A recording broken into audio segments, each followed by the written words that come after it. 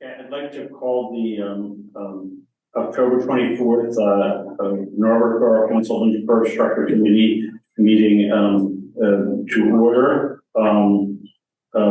The minutes from the August meeting were included in the packet. So do I have a motion to approve those minutes? I move to approve the minutes. I second that. All in favor? Okay, so it's unanimous, so the minutes are approved. Then the second agenda item is public comment, and I believe we might have one speaker in Zoom, but I'm not sure. Kevin, if ready. Yes, I'm ready. Can you hear me? Yes. Great, thank you. Do I need to state my name and address? Yes, please. Okay. Kevin Tang, T-A-N-G, 127 Marion Avenue. I want to thank the committee for allowing me to speak today.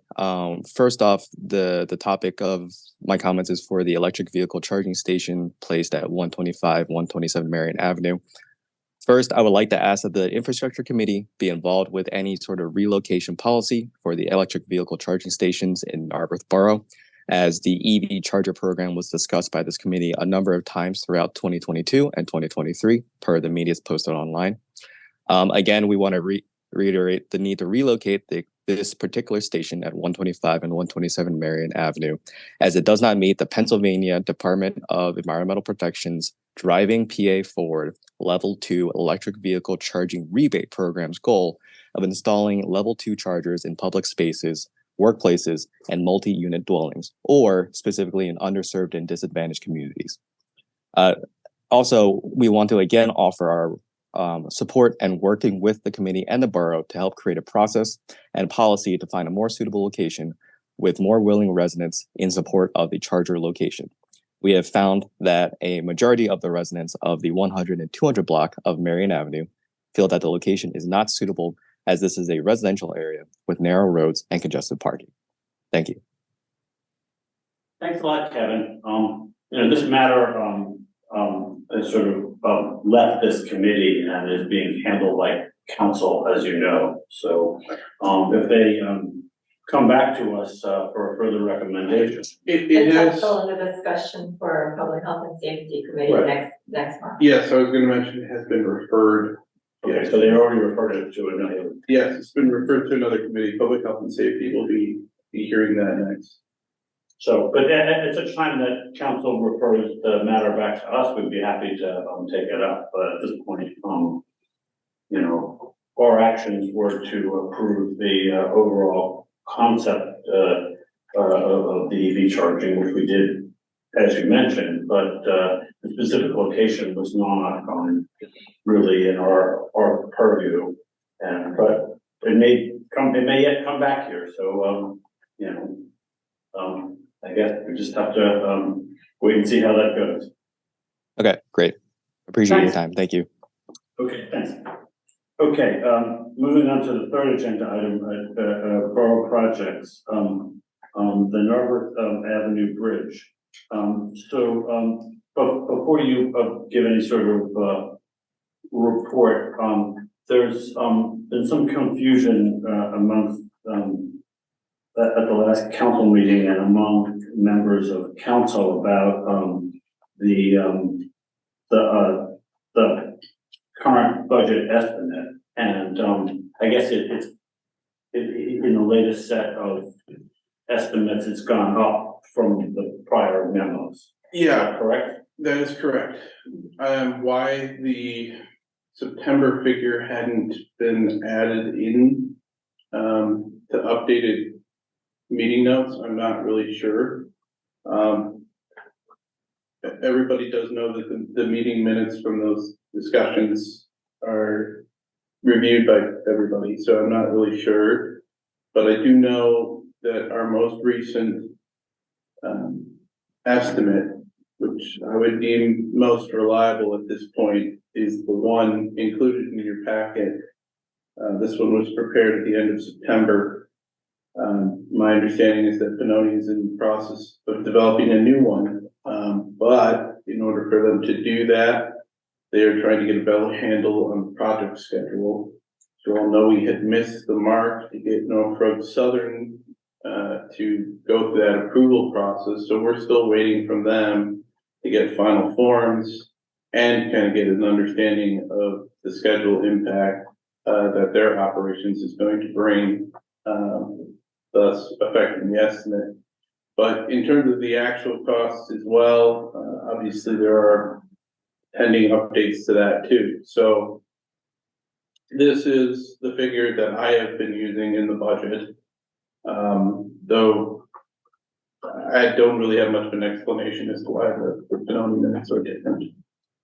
Well, I mean, I guess the open question, for your next meeting with them. They certainly do. When it is like, because I believe that the prior estimates were all based on a September 2022 estimate, like, when did it actually change? Well, what's weird too is that August figure was wrong. The August figure, I don't know if you noticed, I went back through the minutes and I noticed, not the August, but maybe it was the July figure or the August figure, but that was down at 6 million.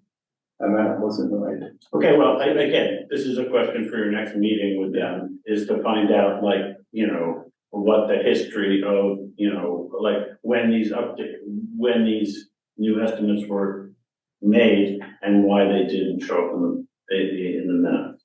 I can do that. I will also make sure we can find out a history of the estimates as well, because we should have estimate sheets for each time it was drawn up. I'm unable to locate the other ones, so I'll have to find those, but. Okay, But yes, we'll investigate both. and, I guess the other question that I have about the bridge is where we stand on, satisfying the federal reporting requirements. I was delayed yesterday in obtaining the logging credentials needed to finish. I have received all the approvals needed from the state, but I could not get a working user, so I have to reach out to the help desk today. I have not yet had the opportunity. It is priority number one, to make sure that he's entered. I'm not actually sure how long the entry time will take, but as long as I'm logged in, I'll see the completion of both stuff, so. Okay. So that's, really all we can do for right now until we, have the next meeting and get some of these answers. Okay, moving on, the HVAC project at, in this building. I guess, we should repeat it here. Just like what we're talking about, yeah. Yeah. So, as you're aware, most of the handler equipment is all installed. We've been going back or going forth with the contractor and with Carrier to work out the controls. The thing about where we are is even the Hertzberg is the installer, Carrier ultimately is the responsible for the solar. We actually have a meeting scheduled tomorrow between us, Hertzberg, and Carrier to help to work out the final details, identify where the stumbling points are, and just figure out a solution. Can we get a schedule out of that meeting? Yes, that Yeah. as all of the above. The scope of that meeting is figure out what the remaining issues are, how they're going to be addressed, and in what timeline that's going to be addressed. But at this point, even though it's a somewhat manual process, we can actually heat the building and cool. That's right. So the actual heater, as part of that project, the actual heater was not involved, but it's not ideal, but it's manual right now, but the workaround is in place to. But we can, with the building isn't being, if it freezes, we're not at risk. No, there is heat supplied to the The building. housemen are managing it in the interim. Yeah. Yeah, right, so. Because there was a time when even that didn't work, so. That's true. That's correct, and we got, about a week and a half ago, we got through at least that. Did we do a change order on the boiler? I thought the heat pump had failed. So that, the scope of the project that had been done did not actually involve the boiler in any way. Okay. So if something had failed on the boiler, that actually just would have been a separate Service. Through service, but Okay. carry on that I one, yeah. wasn't sure, I made point it was a change order and I never saw anything. Okay. So that's all we can really do on that. We're having the meeting is scheduled tomorrow morning. Yeah, okay, well, we'll get a report, okay. The roof, and you should feel free to jump in here if I'm going to. Okay, the roof reinforcement project at 80 Windsor, I guess we have an estimate to do that work. We have a rough estimate, yes, and right now it's 350 to 400,000. The contractor we engaged to do this work specifically noted that we did not hire them to do an estimate. And they weren't very confident in the quality of their estimate. I asked them to provide us with an estimate regardless so that we can at least submit to the state. And try to salvage the funds that we are otherwise not going to receive through the statewide local share account grant program. And the hope is that we can get this submitted in time to make the November 21st meeting of the Commonwealth Infrastructure Authority Board. They're the ones who choose and award grants. In this case, obviously, we needed approval for a change of scope and possibly an extension of our time frame, if that is possible. So those are the two things that we'll be requesting. Okay, and, but also presumably this project, with or without the grant, will be included in the budget, in the capital budget. Yes, there will be a little tight without the funds, but yes, we can accommodate it. Yeah. Okay, Is there a scheduled timeline? A scheduled project timeline, as of yet, we're holding off on, requesting the advertising and bid because we don't know the status of the grant application. We don't want to sign a contract prior to grant approval, otherwise we'll be in the same circumstance we were in last. But it is a concerning thing to hold off on, and, my hope is if we can get a sense, that this is at least a probability, we'll maintain the idea that we'll try to maybe bid it. We'll aim for like, bidding in December if we know that November is a reasonable possibility. If it doesn't make the November meeting, then it gets pushed to January. And the question will be is that a period in which we're comfortable waiting to act on the project? That I don't know. I've been told that this is not an issue that we should be allowing to carry on for any more considerable amount of time. So I mean, that would be a recommendation you would have to consider as a committee. can I ask Jeff one question about this? Do you think it's at all feasible, to, do some sort of snow removal from the roof? Should it be extremely heavy snow, like maybe not going up there, saying that's a risk, but like blowers or something like that? Yeah, so I spoke with our tree contractor, just kind of in anticipation if this project isn't completed, prior to. That they would be willing to send us a tree truck, to get up in and just get on top of it, but not physically on the roof, and just clear off as much as we can.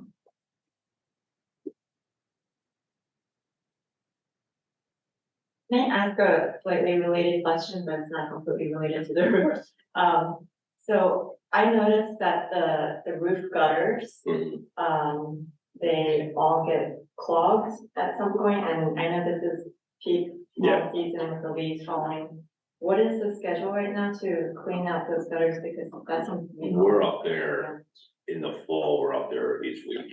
The other issue with those, especially the ones around the sides of the building, they're essentially channels, they're not your typical ones, so they can hold, some good size, sports balls up there, and the kids, they toss them up, so we go up there, we pay a lot more attention to in the fall. And we did receive a quote to reline all of them, and especially the ones that had the front door where the angles seem to be a bit off up there. So we do have quotes to repair everything up there. Okay, great, thank you. And then, in terms of, other, borough projects, I know we have the Woodside storm drainage in progress, but what else is in progress? Well, I could just comment on the Woodside Storm Drain project right now. The borough's capital fund that was designated towards this project does not have enough funds in it, which is the reason why we held up bringing that project forward for consideration. It's not something that was deleted from the budget, but, right now, You're referencing Elmwood. am I confusing things? Yeah, Woodside is grant funded. I'm sorry, I'm getting confused. Woodside, yeah, that's different. I'm getting down with. Okay, I jumped. No, you're right. Okay. The Woodside So we're on track. is under construction. That one's moving along. That's largely grant funded. The other project that should be starting soon is the Howard Avenue sanitary sewer repair, which I believe is scheduled for next week to begin construction. That should be a relatively straightforward project, replacing about 70 feet of sewer. Is that just closing off part of the road or one side of the road? While they're doing that work, they're gonna have to shut down that block Oh, completely. completely, yeah. Okay, so this is on Haverford Road? On Haverford, Yeah. near Shirley. Shirley. So we'll be able to route traffic around like Oak and come back out that way. They did say they would pay special attention to these school buses, so they won't be impacted, but the contractor did say he would drop off flyers at the homes to let them know. We'll circle back with him to make sure he does. So this is probably something that would need to go out from the staff to alert the residents that that road will be closed Yes. for next week. And Yes, they provide those before. Okay. Okay, moving on, I guess, the Elmwood culvert, the Elmwood Avenue culvert is on hold, pending funding. So I guess that's a decision. So where we are now, last we discussed it, it was the channel, the bridge, and we integrated, one of the feasibility of adding some stormwater, management at the end of it. It's just a natural drainage channel. We have that as like a tentative plan of how that can be laid out. So the decision point is if this is a project that you want to do this year or you want to. Yeah, we part of the capital budget. Right. well, we're talking about two different pieces, right? We're talking about the stream bed restoration and then also the pedestrian. The bridge, yeah, Bridge. they're both in the budget. So it's all the same. So the scope of what that project is at the dead end of Elmwood. Right now you have, there's the bridge Right, and then there's a stream channel, which is these stone baskets that are eroding. The scope of that project is basically repairing the stream channel and installing a new bridge over it. okay. What's the urgency of restoring the stream? What's necessitating the project is that the caving baskets, the wire has eroded and the stones are starting to fall out. So ultimately, the stream channels edges are, need to be replaced because they're just, come to the end of their life. So that's what's necessitated the project. And when you take that out, you have to replace a pedestrian bridge at the end, there over the creek. Right, so this is a possibility to explore within the master park planning process, I think. Might be too long. Yeah, but that I understand. would move it way ahead. Well, we So I'm just could- wondering in terms of timing, what might be We done. could just scale just to the restoration and leave the rest for a later time. Well, which But bridge? I suppose we have to remove the bridge though. That's what he The said. bridge has, the bridge has to come out to do the work, yes. There's really no keeping the bridge and repairing the channel. So if you were to scale it, if you take out, and we take the bridge out, we complete that work. But then we're without. The only interim solution is to somehow like patch up the Gabion baskets. I'm not suggesting that. And right, and that's not really a feasible, I get that. solution. Yeah, well, Yeah. Okay, other, projects that are, we don't have to like get into the small projects, but, No, that is the main capital projects that are going on right now. A few land developments happening, but, that's the gist of what's trying to focus and get completed right now. and do you have anything else that, you'd like to discuss? No. Okay, well, then, we are, adjourned at, 1:20 P.M. But I guess I should say, I have a motion to adjourn. So, Back in, all in favor?